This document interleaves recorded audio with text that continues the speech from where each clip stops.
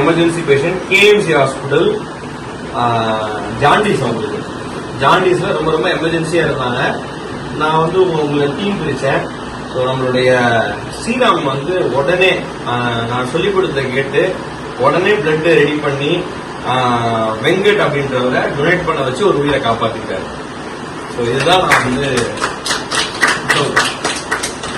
ரொம்ப நிறைவா நான் இந்த பேட்சை நான் ரொம்ப ரொம்ப ஹாப்பியா ரொம்ப ஃபீல் இந்த பேட்ச் வந்து நான் ரொம்ப பிளஸ்டு பேட்சா நினைக்கிறேன்.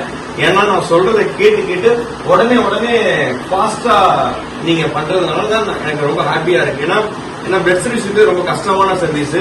குறைஞ்சபட்சம் 50 பேருக்கு பேசணும், 50 பேர் பேசினாதான் ரெடி பண்ண முடியும்னு சொல்லிட்டு இருந்தேன்.